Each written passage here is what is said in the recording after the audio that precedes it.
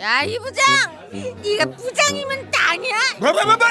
저 인간 저것들 쟤 오늘도 술술 풀리고 안 먹고 회수 갔냐? 내일도 신체 상태로 출근하겠구만.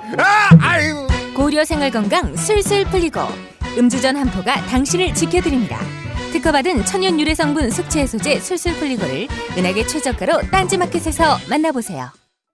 한글도 남보다 빨리 깨치고 참 똑똑했는데 갈수록 실력이 뒤처지는 것 같아 걱정이에요. 혹시 초등학교 교과서 본 적 있어요? 어려운 어휘가 너무 많아요. 학교에서는 어휘 개념을 하나하나 설명해 줄 시간이 정말 부족하잖아요. 그럼 어떡하죠? 내 아이의 어휘만큼은 내가 책임져야죠. 어휘 공부의 정성. 초등어휘 3000, 초등어휘 5000. 검색창에 초등어휘 3000을 쳐보세요. 자려고 누웠는데 저스툰 지루한 지하철에 저스툰 자려고 누웠는데 지루한 지하철에 클래스가 다른 재미 저스툰 클래스가 다른 재미 저스툰 웹툰 웹소설은 저스툰. 클래스가 다른 재미 저스툰 다시 날씬해지고 싶어. 다이어트 해야 하는데 좀 간단한 방법 없을까?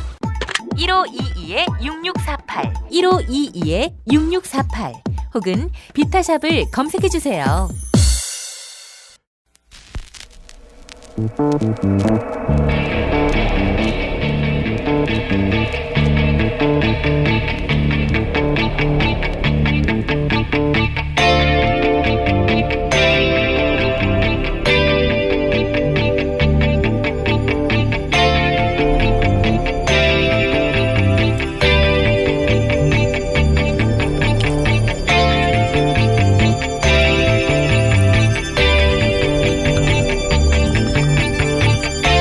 안녕하세요, 김호준입니다.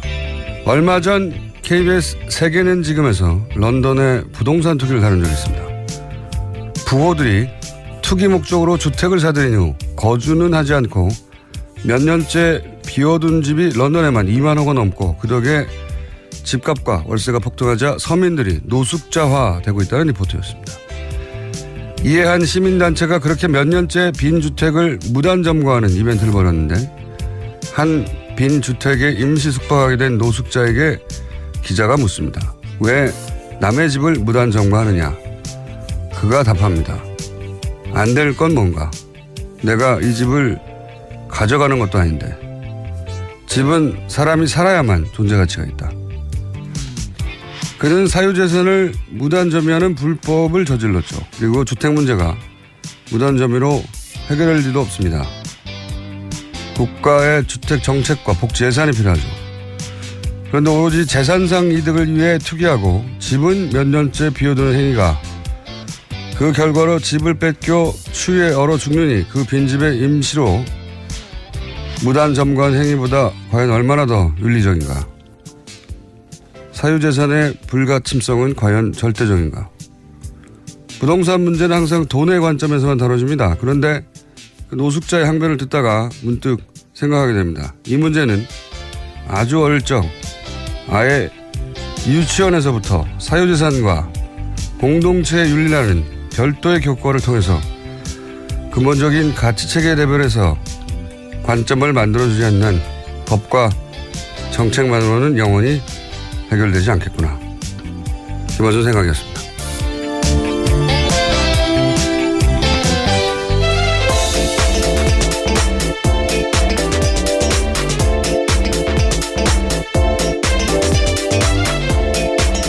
시사인의 김은지입니다.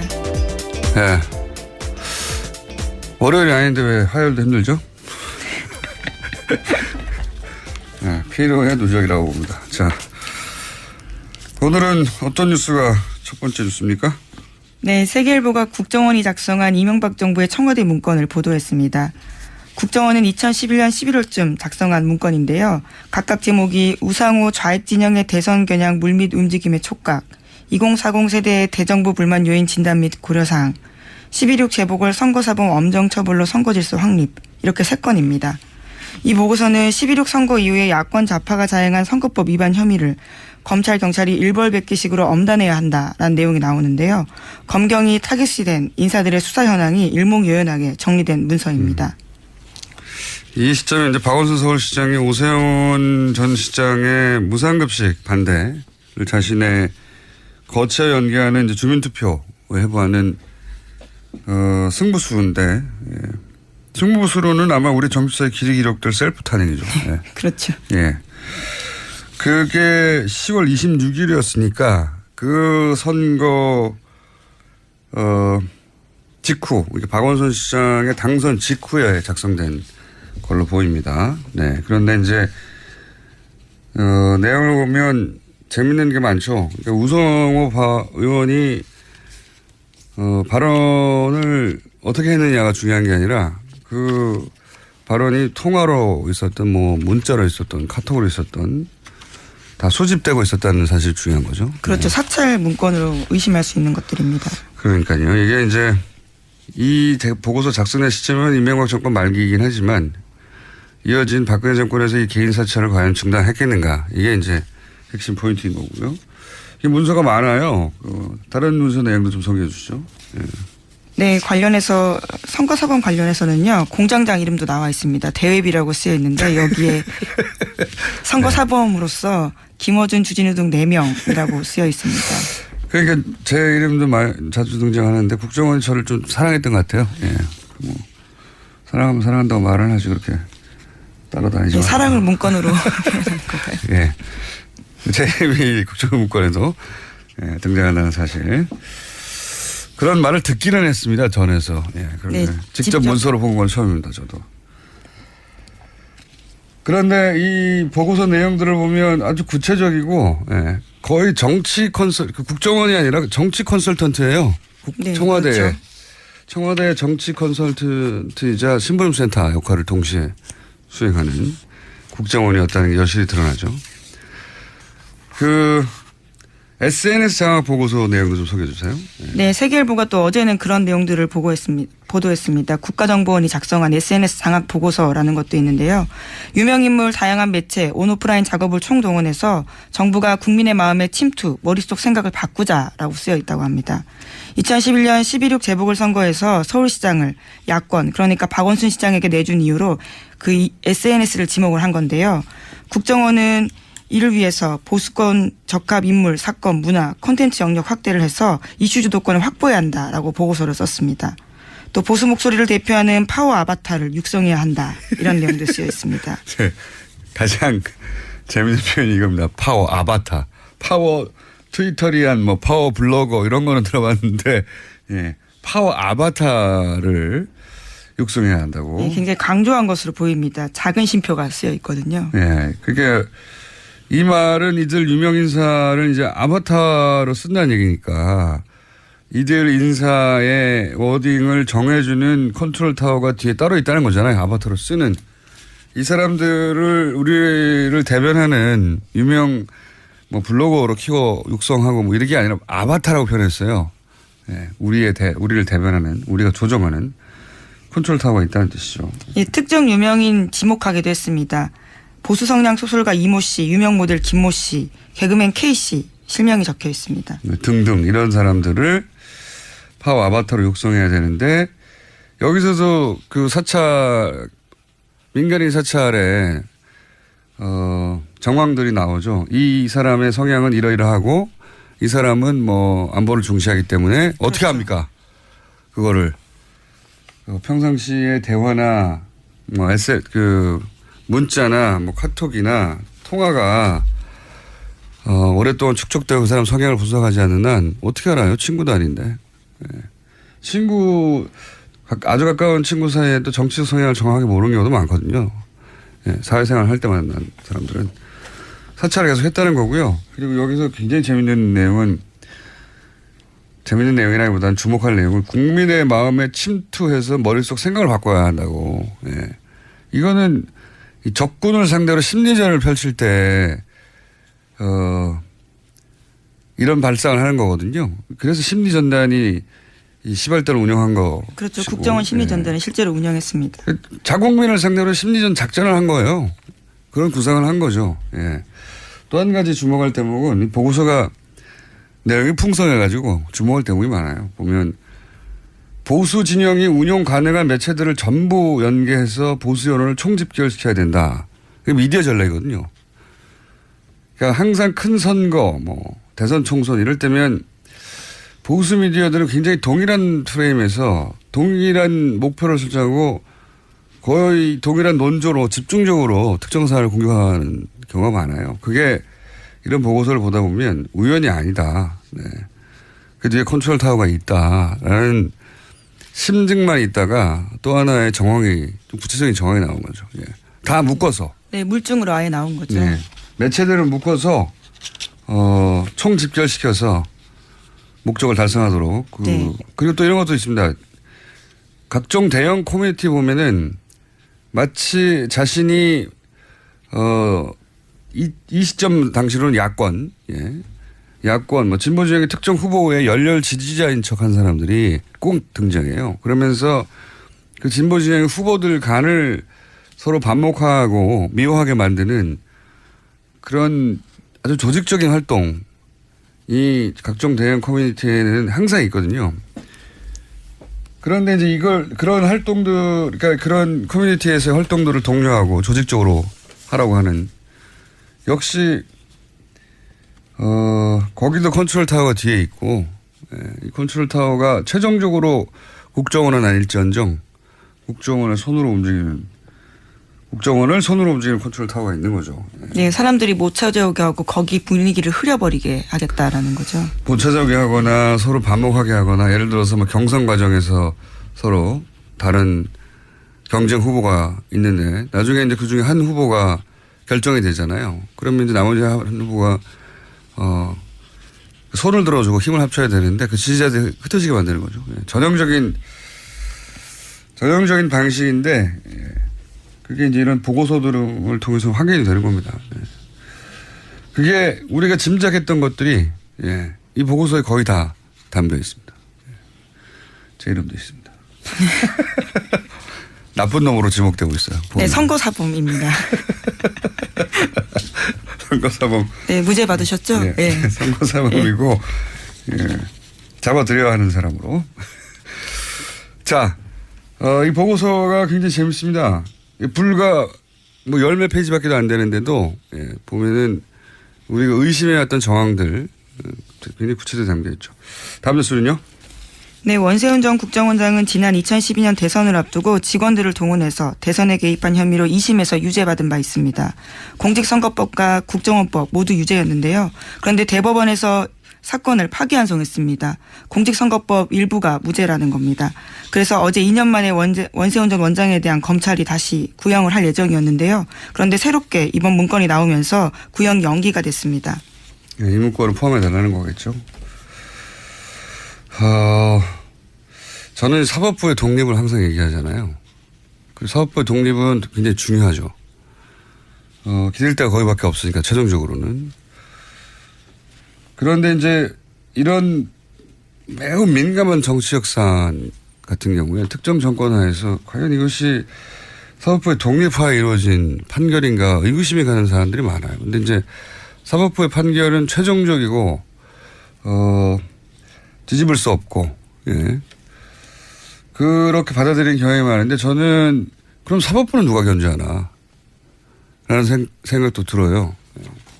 그래서 한편으로는 이런 판결들 법원 내에는 판결이 다 기록돼 있죠. 그런데 사법부들이 이제 이렇게 논란이 되는 이게 사실 논란이 되는 판결 중에 하나였거든요. 원세훈 전 국정원장이 2심에서 유죄를 내렸는데도 불구하고 당시에 법정 구속까지 됐었습니다. 파기환송을 했단 말이죠. 일부지만. 그래서 사법부의 논란이 되는 판결들을 민간에서 뒤집을 수는 없더라도 기록하고 문제 제기하는 시스템도 전 필요하다는 생각이 듭니다. 이제 그것이 언론이 일정 정도 담당해야 될 역할이라고 저는 생각도 들어요. 자, 그런 사례들을 최근에 많이 보다 보니까. 네, 정확히는 무죄 취지라는 건 아니고요. 그 증거 능력이 문제가 있다라는 거지만 사실상 무죄로 읽힐 수밖에 없는 상황이었습니다. 결과가 무죄가 되는 거잖아요. 그렇죠. 무죄라고 한 게 아니라 뭐 법의 전문가들이니까 그 법률적 용어가 중요한 게 아니고 결국은 원세훈 박근혜 정부의 탄생의 어떤 정당성 일부를 훼손시키는 원세훈 전 국정원장이 국정원을 동원해서 박근혜 전 대통령의 당선을 도왔다. 라고 하는 대목을 이제 털어주는 거죠. 이렇게 되면. 네. 자, 그런 판결들에 대해서 뒤집을 수는 없지만, 문제 삼고 기록으로 남기는 그런 민간의 활동이 필요한 게 아닌가 생각이 듭니다. 저는. 자, 다음 뉴스는요? 네, 어제 예정됐던 자신의 재판에 박근혜 전 대통령이 모습을 드러내지 않았습니다.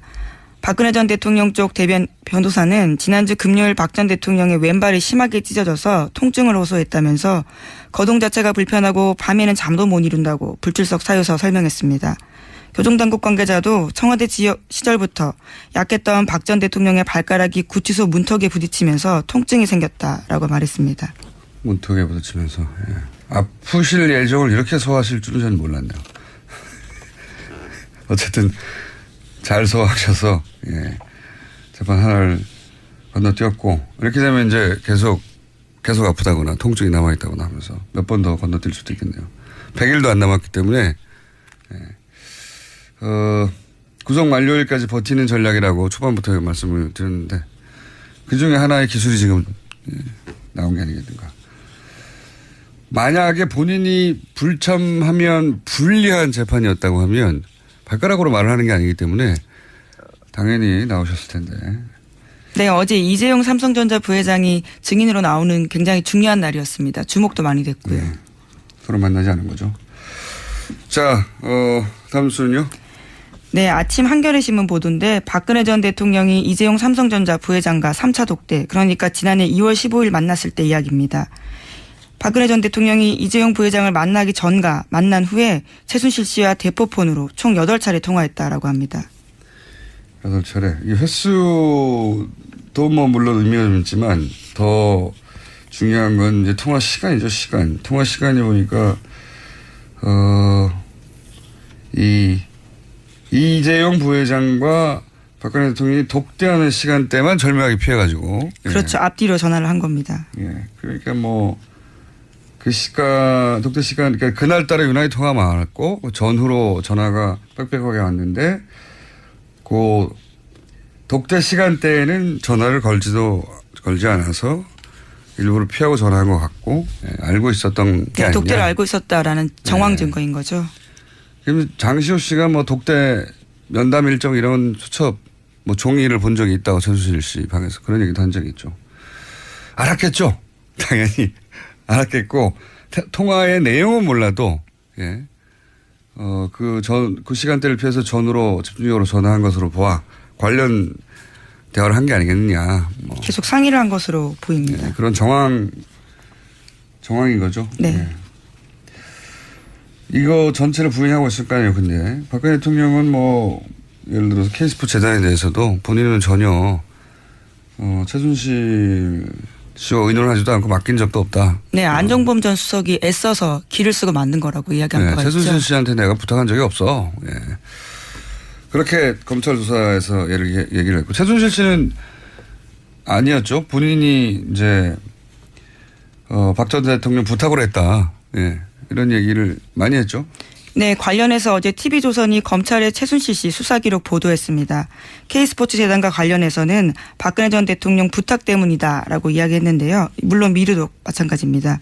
대통령이 내가 직접 나서는 것을 싫어하기 때문에 운영 체계나 이런 부분이 잘 돌아가는지 체크를 해보라고 했다라고 인정한 겁니다. 알겠습니다. 하나 정도 더 할 수 있을 것 같습니다. 시간상. 네, 이현주 국민의당 원내수석 부대표의 발언이 논란이 되고 있습니다. 이에 대해서 해명을 했는데 아이를 둔 학부모로서 아이들의 급식질이 형편없어지고 있는 문제에 분개하면서 나온 얘기다라고 말했습니다.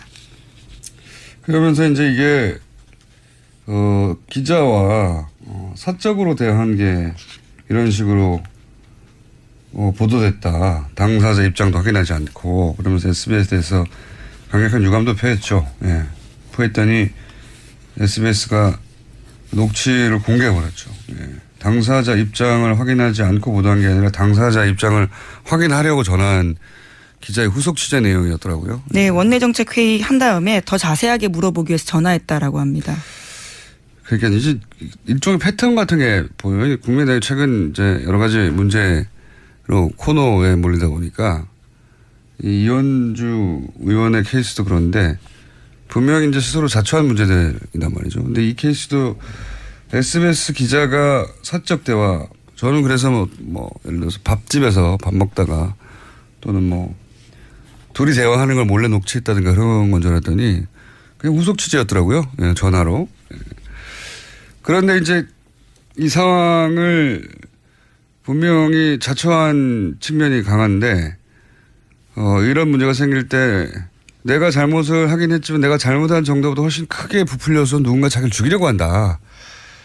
그런 피해의식이랄까요? 이런 패턴을 반복적으로 보여주고 있어요.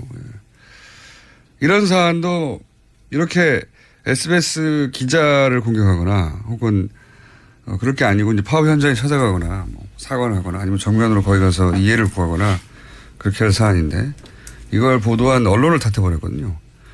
이렇게 해가지고 국면이 돌파되는 게 불가능하거든요. 그러면 정당하게 취재했다고 생각하는 SBS 같은 경우는 녹취를 아예 공개해서 더 큰 피해를 입히고 있지 않습니까? 스스로 입고 있지 않습니까?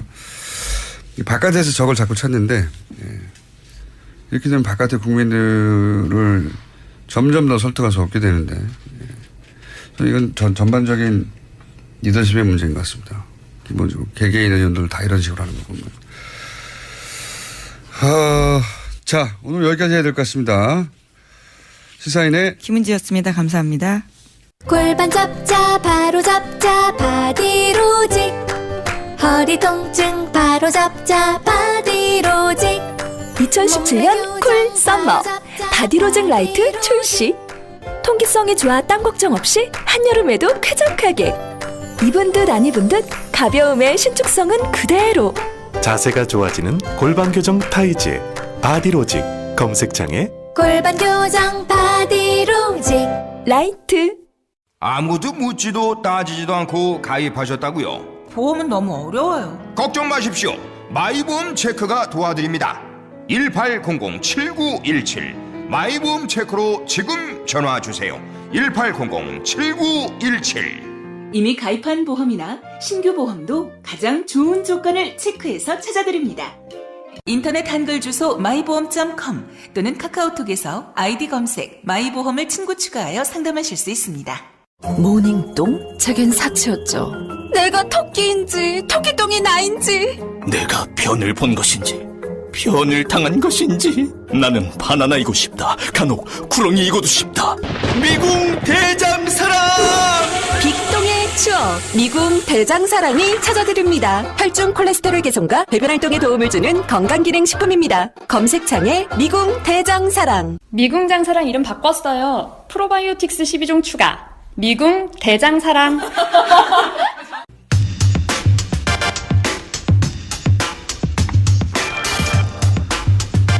국민의당이 이준서 전 최고위원에게 구속영장을 청구한 검찰을 정치검찰로 규정했습니다.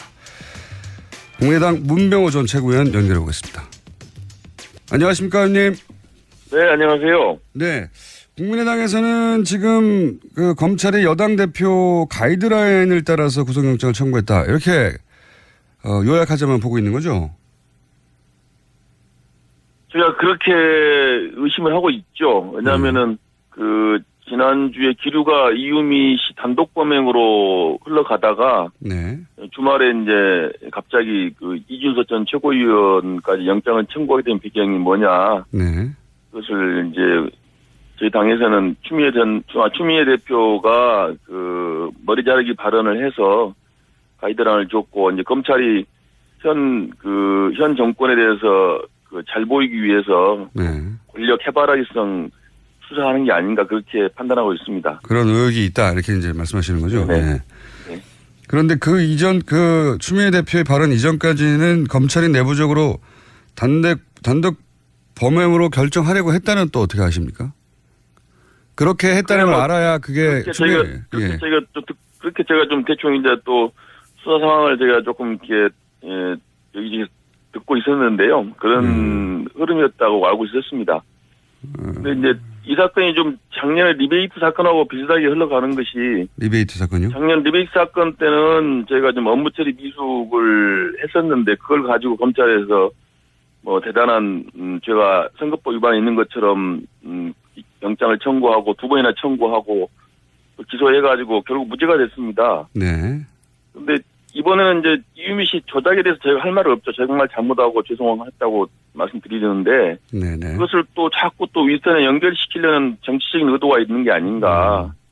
만약에 이준서 전 최고위원에 대해서 또 영장이나 또 기소를 해가지고 만약에 무죄가 되면은 검찰이 과연 책임질 것인가 하는 것에 대해서 저희는 상당히 의심을 하고 있습니다. 작년에 리베이트 사건 무죄 판결 났는데 수사한 검찰이 사과하거나 책임졌단 말 들어본 적이 없습니다. 네, 무슨 말씀인지는 알겠는데, 근데 당시 리베이트 사건은, 국민의당 내부 제보에서 출발을 했고, 선관위가 고발한 사건이라서, 선관위 기준에서 고발 대상이 됐던 것이고, 출발은 국민의당 내부 제보였기 때문에, 제가 보기엔 좀, 그렇게 억울해 하실 일은 아닌 것 같고요. 결과는 비슷해요. 결과는 이제 누구 말을 믿느냐인데. 그러니까. 결국 이번에도.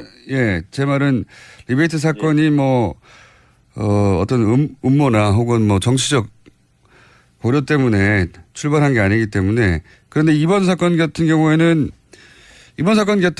이제 국민의당 내부의 문제로 출발한 거 아니겠습니까? 근데 문제는 말씀대로 하자면 검찰은 내부적으로는 단독 범행으로 결론 내려고 하고 있었는데 여당 대표가 가이드라인을 줘서 그래서 이준서 최고위원까지 구속영장을 청구하는 것으로 기류가 바뀐 것이다. 그런 의혹이 있다. 이렇게 보시는 거 아니겠습니까? 예. 저는 작년과 똑같다고 보는 것이요. 예. 출발은 저희가 국민의당이 미숙함으로 단초를 제공했죠. 작년에도 리베이트 사건도 무슨 계약서를 위조한다 할지 여러 가지 업무 처리를 잘못했어요. 네. 그걸 가지고 검찰이 이제 침소 공대 가지고 마치 무슨 돈이 왔다 갔다 한 것처럼 그렇게 해가지고 기소를 해서 저희 국민의당 안철수 전 대표에게 막대한 타격을 줬고요. 네. 이번에도 이유미 씨 단독 범행한 걸 가지고 그걸 가지고 자꾸 이제 언론에다 뭘 얘기하고 이준서 전 최고가 개입이 됐다. 무슨 박지원 대표한테 보고가 됐다. 이렇게 해서 자꾸 침소봉대 가지고 마치 국민의당 전체가 이것에 무슨 관여가 된 것처럼 그렇게 지금 몰고 가고 있지 않습니까? 저는 똑같은 지금 사건 과정이 되고 있다고 판단하고 있습니다. 네. 어쨌든 당신은 검찰 인지수사가 아니라 이제 선관위 고발건이었다는 걸 다시 한번 말씀드리고. 근데, 이준서, 이게 핵심인 이준서 최고위원의 진술과 이유미 씨의 진술이 대립되는 거 아니겠습니까? 네네. 그런데, 간단하게 요약하면 이유미 씨는 일관되게, 지시에 의해 행동한 것이라고 하는 것이고, 이준서 최고위원은 일관되게 자신은 조작된 자료인지 몰랐고 지시한 적도 없다. 이렇게 대립하는 건데. 네네. 물증 같은 거는 대단히 약한 것 같고 정황으로 파악하는 것 같습니다. 그런데 이제 이준서 진술을 믿어주는 것이 국민의당인 것 같고요. 그렇지 않습니까? 그렇습니다. 예. 그런데 이제 검찰이 그 진술에 의구심을 가지는 건 단지 검찰만 그런 건 아니거든요. 한 여론조사 따르면 단독 범행 아니라고 생각하는 여론은 70%가 넘는데 물론 여론이 유죄라면 유죄라는 게 아니고요. 이게 누구 진술을 더 믿느냐 하는 문제라고 하면 어차피 심증인데 국민의당은 밖에서 보면 이준서 최고위원의 진술 신빙성이 떨어진다고 생각하는 사람들이 많거든요. 그러니까 그게 곧 검찰이 가이드라인을 따른 증거다라고 하기에는 좀 약하거든요. 여론은 그렇게 볼 수밖에 없죠. 자꾸 언론에서 자꾸 그렇게 보도지 않습니까? 무슨 통화를 했네, 문자를 보냈다, 또 이것저것 다 잘라버리고 이준서 전 최고위원한테 불리한 문자 같은 걸 보도하고 하니까 국민 여론은 당연히 그렇게 뭔가 국민의당이 조직적으로 개입하고 윗선에서 악을 했다 이렇게 생각할 수밖에 없습니다. 작년에 리베이트 사건도 똑같았어요. 우리가 내부에서 돈 받은 것도 없었고 억울하다 했지만은 국민들께서는 다 무슨 국민의당 당직자들이 다 돈 받아먹고 다 빼돌리고 이렇게 한 걸로 다 인식하셨지 않습니까? 그래서 저희 국민의당과 안철수 대표가 멍이 든 거예요. 마찬가지로 이번에도 사실은 이유미 씨 이 조작 사건이 분명히 잘못된 거지만은 그로 인해서 지금 저희 국민의당이나 안철수 대표가 엄청나게 타격을 받고 있는데 결국은 이제 언론 같은 데서 그것을 자꾸 이제 뭐 증폭시키고 마치 뭐 위에서 뭐 알고 있었다는 그런 취지의 보도를 계속 하기 때문에 실제와 관련 없이 엄청난 이미지 타격을 받고 있습니다. 결국 그것을 검찰이 이제 증폭시키는 역할을 하고 있는 것이죠. 예를 제가 한번 들어보자면 예를 들어서 안철수 후보 당시 안철수 후보의 딸이 혹은 부인이 어떤 범죄에 연루된 게 명백하다고 제보자 녹취 파일을 민주당이 들고 왔어요. 그래서 대대적으로 기자회견을 했고 대선 막판에 계속 뿌렸는데 나중에 알고 보니까 민주당의 일개 당원이 혼자 한 것이지 민주당 전체가 몰랐다. 그러면 의원님은 그걸 믿으시겠습니까 그냥? 그건 믿기 힘들거든요. 물론 사장님도 논리 비약인데요. 그거하고는 다르죠. 문준용 씨 특혜 의혹 사건은 상당한 저는 근거가 있다고 봅니다. 그렇기 때문에 이것이 또 이 이슈가 그 당시에 이은미 씨가 녹취록을 가져와서 처음으로 이슈가 됐다면 제가 검증을 더 철저히 했을 거예요. 그런데 이미 문준용 씨 그 특혜 취업 사건이 이미 이슈가 돼 있었고 이것은 하나의 추가적인 증거였다는 거죠. 그렇기 때문에 저희가 조금 더 검증에 소홀하고 덜컥 믿은 그런 과오를 범한 겁니다. 그런데 안철수 후보의 가족 관련해서도 여러 의혹은 있었습니다. 그것은 이제 근거가 좀 제가 봤을 때 객관적으로 봐서 근거가 조금 약하죠. 네, 상대 후보라서 근거가 약하다고 상대 후보 주장이라서 제가 객관적으로 봤을 때 근거가 좀 약하고 문준용 씨 특혜 취업 사건은 상당한 의혹이 있다고 봐야죠. 그러니까요. 네, 국민의당은 그렇게 생각하신 거고 민주당은 안철수 후보 측에 상당한 의혹이 있다고 생각했을 수 있는데 제 말은 국민의당 입장에서는 억울하실 수 있는데 밖에서 보면 그런 의구심을 가지는 건 합리적인 수준의 의심에 가깝다. 억울하실 수 있으나 그래서 그걸 곧장 검찰의 어떤 가이드라인에 따른 행동이다라고 판단하기엔 혹시 다른 근거는 있습니까? 하필 그때 추미애 대표가 머리짜리란 말을 했는데 그리고 나서 이런 게 나왔다. 이거 말고 또 다른 근거가 있나요? 가이드라인이라고 하시는? 그런데 여러 가지 제가 이제 문자나 카톡이나 여러 가지 주고받은 정황을 봤을 때 그렇다는 거고요. 이준석 전 최고위원을 의심할 수는 있습니다. 그거는 그걸 비난할 수는 없습니다. 다만 이제 검찰이 누구 말을 믿느냐인데 굳이 이제 이준석 전 최고위원의 말을 믿지 못하겠다고 하고 있는 것이고 또 결국은 검찰에 얘기하더라도 조작은 이은미 씨 단독으로 한 거로 인정한 겁니다. 다만 이제 이준석 전 최고위원이 공모한 것은 아니고 그것을 어렴풋하게 알면서도 그런 거 하지 않았냐 이런 문제를 묻는 것인데 그렇다면 또 꼭 구속까지 해야 되느냐 거기서 의문이 또 있다는 겁니다. 불구속 기소하에서 법원의 판단을 받아보는 것도 하나 방법인데 또 영장을 청구해갖고 그걸 이슈화해가지고 언론에도 계속 특별하게 만드는 것도 하나의 정치적인 의도가 아닌가 생각이 든다는 거죠. 미필적 고의라고 이제 표현되는데, 근데 사실, 변호사님이시니까 아시겠지만 미필적 고의도 사안이 중대하면 구속되는 경우가 있지 않습니까? 그렇죠. 당연합니다. 그러면 그렇기 때문에 미필적 고의가 의심되면 예를 들어서 5월 5일 최초 기자회견 했는데 5월 6일 날 사실상 유이민 씨가 제보자가 없는 것과 마찬가지라고 얘기를 한 것으로 검찰 조사 결과는 밝혀졌는데 그렇다면 미필적 고의를 적용해서 구속영장 청구할 수도 있는 거 아니겠습니까? 변호사 입장에서 보시면 어떻습니까? 그러니까 할 수도 있고 안 할 수도 있어요. 근데 굳이 하는 것이 정치적 의도가 있다고 저는 보여지는 거죠. 굳이 안 하는 게 오히려 정치적으로 정봉주 전 의원 같은 경우도 BBK로 기소돼서 형을 살았는데요. 당시 사법적으로는 유죄 판결이 났지만은 그러나 사실 저도 그렇고 많은 사람들이 정봉주 의원이 유죄라고 생각을 안 합니다. 그건 사법적으로 판결이 났지만 억울하게 정치로 당했다라고 생각을 하거든요. 마찬가지 이번 건도 저는 마찬가지라고 보고 있습니다. 정봉주 의원이 뭔가 파일을 조작해서 유포한 건 아니지 않습니까? 정봉주 전 의원도 그러니까 미필적 고의에서 기소돼가지고 징역까지 살았지 않습니까? 그분은 사실이 아닐 거라고 생각하는 게 아니라 지금도 본인이 말한 내용을 사실이라고 믿고 있습니다. 어쨌든. 그러니까요. 그러니까 그 정봉주 전 의원도 정치적으로는 유죄 판결 받았지만 정치적으로 억울하다고 생각하는 거 아닙니까? 많은 사람들 그렇게 또 믿고 있고. 이번 경우도 마찬가지죠. 검찰이 영장 청구하고 기소할지 모르지만은 정치적인 판단을 하고 있다고 보고 있다는 거죠. 알겠습니다. 정치적으로 보고 있다고 하는 입장은 잘 이해했고요. 뭐 동의하지 않으신 분들이 있겠지만 그거는 의원님이 설득하셔야 될 문제인 것 같고요. 네. 네. 자, 또 한 가지 또 여쭤보자면 뭐 이미 여러 번 나온 얘기인데 안철수 전 대표가 너무 입장 발표가 늦다. 무슨 얘기든지 간에 이런 문제 지적은 참 많지 않습니까? 예. 뭐 타이밍 관련해서도 그렇고 내용 관련해서도 얘기가 참 많은데 뭐 이번 건도 좀 이제 빨리 입장 발표를 해야 한다는 의견도 있습니다만은 이게 이제 어차피 이제 이 사건이 터져서 뭐 일종의 국민의당으로서는 뭐 소나기를 뭐 피해가기 어렵게 됐지 않습니까? 그래서 아마 안 대표께서는 그 입장 발표를 하게 되면 또 이제 사실관계가 또 바뀌고 어쩌고저쩌고 얘기가 또 많이 나오기 때문에 아마 검찰 수사 결과 나온 다음에 전체적으로 한꺼번에 해서 뭔가 입장 발표하실 걸로 그렇게 판단하신 것 같아요. 예.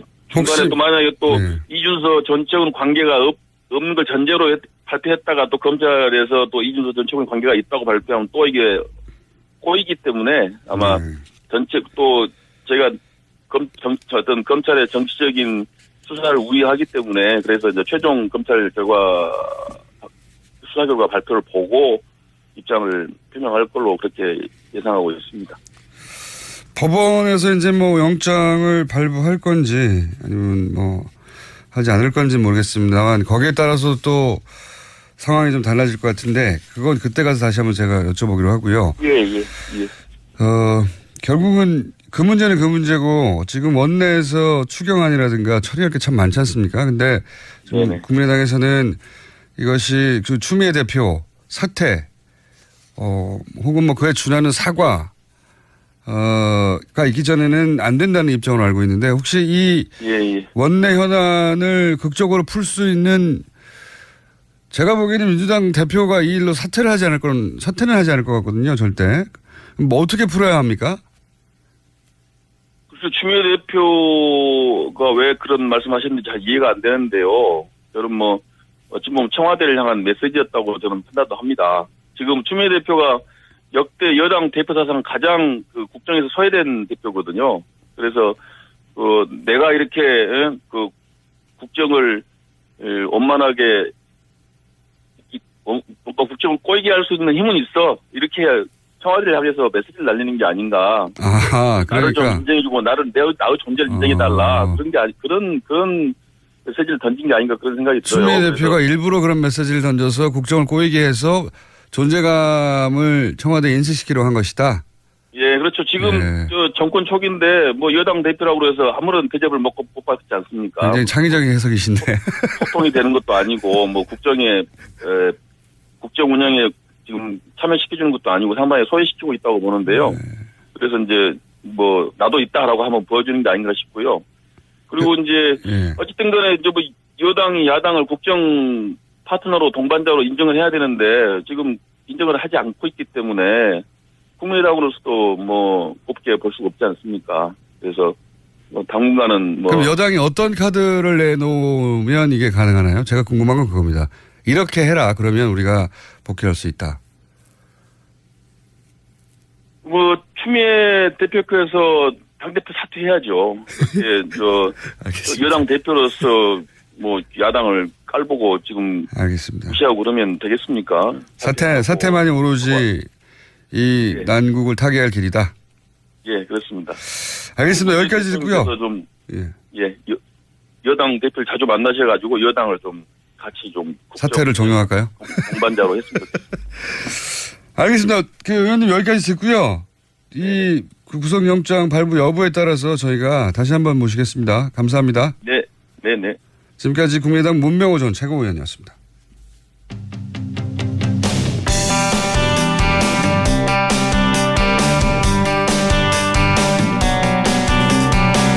이웃 일본 정국이 또 요동을 치고 있다고 합니다. 아베 지지율이 곤두박질 치면서 그렇다고 하는데요. 일본 상황 좀 살펴보겠습니다. JP뉴스의 유재순 대표 연결되어 있습니다. 안녕하십니까? 네, 안녕하세요. 유재순입니다. 자, 내각 지지율이 사상 최초로 떨어졌다는데 얼마나 떨어졌고, 그리고 아베 그 총리가 두 번째 아니겠습니까? 첫 번째도 네네. 1년여 만에 물러났던 걸로 기억하는데 그때보다 더 낮은 건지 그리고 지금 질문이 한꺼번에 너무 많습니까? 왜 갑자기 떨어진 건지 전체적으로 궁금합니다. 네, 여러 가지 이유가 있는데요. 최근 공영방송인 NHK, 요미우리 신문, 아사히 신문 모든 언론사들이 일제히 그 여론조사를 했습니다.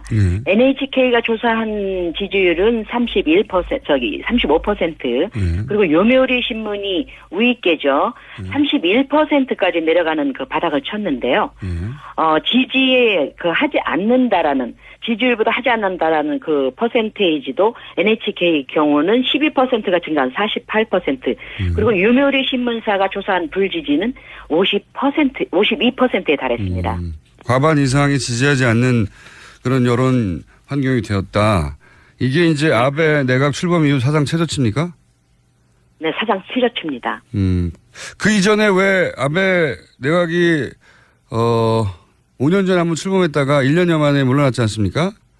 2006년 9월에 시작해서 2007년 정확히 9월 26일. 네, 5년이 아니군요. 퇴진을 했습니다. 네. 그때 지지율보다 더 낮은 겁니까?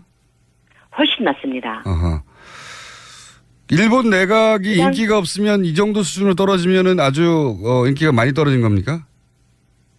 굉장히 떨어진 거죠. 왜 그러느냐면 자민당 같은 경우는 장기간 그 집권을 했단 말이에요. 중간중간에 민주당이 집권을 하기는 했는데 단기간에 끝났습니다. 단기간으로. 그렇기 때문에 자민당을 대적할 정당이 지금 상태로서는 전혀 없거든요. 그런 상태에도 불구하고 31% 그것도 요미우리 신문사 그 아베 내각을 강력하게 지지하는 요미우리 신문사가 조사한 여론조차도 그 불지지가 52%에 달하고 또 그리고 지지율이 31% 바닥을 친다는 거는 보통 일은 아니지요. 그렇군요. 우리하고는 좀 상황이 다르니까 여쭤본 것이고. 네. 이 근본적인 이유가 뭡니까? 물론 뭐 한 몇 달 전부터 계속해서 스캔들이 터져나오긴 했는데 이렇게까지 떨어진 이유가 뭘까요? 크게 그 세 가지로 볼 수가 있는데요. 첫째는 오사카의 모리토모 학원에 그 8억 엔에 상당한 구기자를 1억 엔대의 그 헐값에 불안 특혜를 준 적이 있고요. 두 번째는 아베 수상의 친구가 이사장으로 있는 각계 학원에 그 수의학부 신설을 허가를 해줬습니다. 내각의 권력을 이용해서. 그리고 세 번째는 일본 국민들의 민심 위반인데요. 근래 몇 년 동안 그 안보법인이 해서 많은 하루에 100만 명이 동시다발적으로 그 시위를 하는 사태까지 있을 정도로 그 아베 내각에 대해서 굉장히 반대를 하는 국민들의 그 반발이 있었습니다. 그럼에도 불구하고 안보법 통과시켰고 그리고 다시 지금 헌법을 개헌해서 다시 전쟁을 할 수 있는 나라로 만들려고 하고 있잖아요. 네네, 그렇죠. 그렇기 때문에 민심이 확실히 돌아서서 이 세 가지 이유로 지지율이 저기를 했고요. 그리고 지난번에 7월 2일 날에 도쿄도 의원 선거가 있었지 않습니까? 네네. 그런데 그때도 이나다 방위청 장관이 자유대에게 노골적으로 한 표를 달라 발언한 것이 굉장히 문제가 됐었고요. 그리고 최근에는 도요타 마요코 중의원이 여성 의원입니다. 50대 비서의 머리를 폭행하고 폭언한 사실이 폭로돼서 이래저래 아베 내각뿐만 아니라 자민당 의원까지도 지금 국민들의 분노를 사고 있습니다. 그렇군요. 그러니까 내각뿐만 아니라 당까지 좋은 소식 하나도 없고 그리고 지속적으로 민심이 이반해 왔고 계속해서 안보라든가 북한을 가지고 위기감을 조성하는 경우를 오랫동안 해왔죠. 그리고 전쟁할 수 있는 국가로 가는 데 대한 불안감이 있는데 최근에 이제 학원 스캔들이 연속으로 터지면서 그리고 그 학원 스캔들이 터지는 것보다 더 중요한 거는 그걸 이제 거짓말로 덮으려 했지 않습니까? 네, 그랬죠. 그런 일이 절대로 없다고 했죠. 네, 그런 거짓말이 드러나면서 이렇게 추락한 것으로 이해가 되는데 이렇게 되면 어떻게 돌파합니까? 일본에서는 통상 개각을 하기도 하고 조기 총선을 치르기도 하고 여러 가지 방식이 있을 텐데 이번에는 어떻게 한답니까? 이미 7월 9일 날 아베 수상이 12월 초에 다음 달 초에 개각을 한다고 발표를 했습니다. 네. 그런데 자민당 내에서는 좀 더 빨리 하자. 좀 더 빨리 개각을 해서 여론을 반전시키고 그리고 12월 초까지 그 헌법을 개정하는 개헌안을 그 중의원과 그 참의원에서 제출을 하자. 이렇게 의지를 모으고 있습니다. 오히려 개각도 빨리 하고 개헌안도 빨리 내자는 거네요? 네, 그렇습니다. 어허. 이렇게 해서 돌파가 될까요? 어떻게 보십니까? 지금까지는 그게 통했는데요. 이제 일본 국민들은 이제 절대로 속지 않는다. 아베 수상이 일본을 위해서 강경 우익 쪽으로 간다고 생각해서 지지를 했는데, 절대적인 지지를 했는데, 전혀 그렇지 않고 자기 개인 권력, 앞에서도 말씀드렸던 그 학원 문제라든가 두 학원 문제가 있었지 않습니까? 땅을 8억 원대를 1억 원대를 준다든가, 그리고 수의학부를 허가를 해준다든가, 그리고 어제 같은 경우는 재미있는 현상이 마에카와라는 그 사무 차관이 네. 그 중의원 청문회 비슷한 그 성격의 신문에 나와서 적나라하게 폭로를 했습니다. 내가 관저의 압력을 통해서 수의학부를 허가를 해줬다라고 증거를 했기 때문에 구체적인 증언이 나왔네요. 그렇습니다. 그것도 문부성 차관이 그렇게 했기 때문에, 차관급이 했기 때문에 아마도 그 파문은 앞으로 대단할 것이라고 봅니다. 그렇군요. 차관이 네. 이게 정부의 압력이 있었다는 걸 인정해버린 거 아니겠습니까? 네, 그래서 담당자이기도 했었는데요. 그렇기 때문에 지금까지는 아베 수상이 그런 일 절대 없다라고 부인을 했는데, 그 담당했던 사무차관이 압력을 넣어서 이사장이 친구인 그 대학교에 그 허가를 했기 때문에 그거는 변할 수 없는 절대적인 사실이라고 증언을 어제 했습니다. 그렇군요. 말씀 듣다 보니까 최순실 게이트 초기가 좀 생각나기도 합니다. 갑자기 정부 인사들이 나와서 조금씩 얘기를 하기 시작하고 그러다가 몰락하게 된 건데, 지금 그 일본 언론이 저도 그 보도 일부를 봤습니다만, 문재인 대통령에 대해서 일본 언론이 우호적이지 않단 말이죠. 예. 네, 그렇습니다. 네, 당선되기 전에도 우호적이지 않았고 당선되는 후에도 그다지 반가워하지 않는 것 같은데, 이 최근에 G20에서 한일 정상 보도는 어떤 식으로 이루어졌습니까? 우선 결론적으로 말하자면 양국 수반이 서로 평행선을 달렸다. 그렇게 사실 보도를 하고 있고요. 일본 언론의 큰 관심사는 두 가지였었습니다. 지금까지. 하나는 박근혜 전 대통령 시절에 합의한 위안부 문제 이행 여부를 어떻게 할 것이냐. 그리고 이제 북한의 그 미사일 발사 문제였는데요.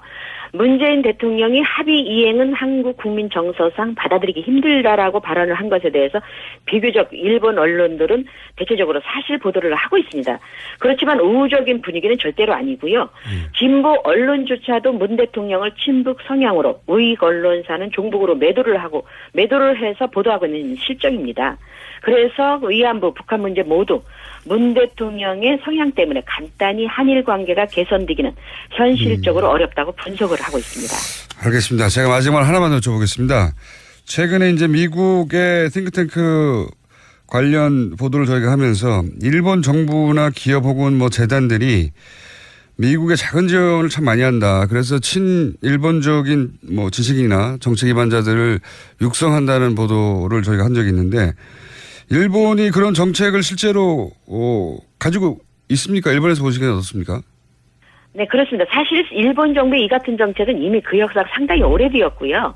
문제는 공식적인 프로그램을 통해서 지원하는 자금 지원은 별 문제가 없습니다. 하지만 표가 안 나게 일본 정부가 관계된 자금이라는 것을 모르게 민간인 재단이라는 이름으로 포장해서 지원하는 프로젝트가 상당히 많은데요. 가령 일본 선박진흥이라는 재단이 있습니다. 그런데 이 재단을 만든 사람이 다름 아닌 태평양 전쟁 비시 전범인 사사카와 료이지인데요. 이미 고인이 된 사람입니다. 사사카와 재단을 만든 그런데 사람이죠. 자식들은 새로운 교과서를 만드는 그 모임이 있지 않습니까? 네네. 극우에 그 이사장을 맡고 있습니다. 그리고 그것뿐만 아니라 이 재단의 자금으로 공부한 학자들이 우리나라 학자들뿐만 아니라 세계 도처에 깔려 있습니다. 알겠습니다. 그리고 이 문제는요, 저희가 오늘은 시간이 다 됐는데 다시 한번 모시겠습니다. 저희가 관심이 많은 주제거든요. 요 문제만 별도로. 오늘 말씀 감사합니다. 네, 고맙습니다. JP뉴스 유재순 대표였습니다. 3부에서 뵙겠습니다.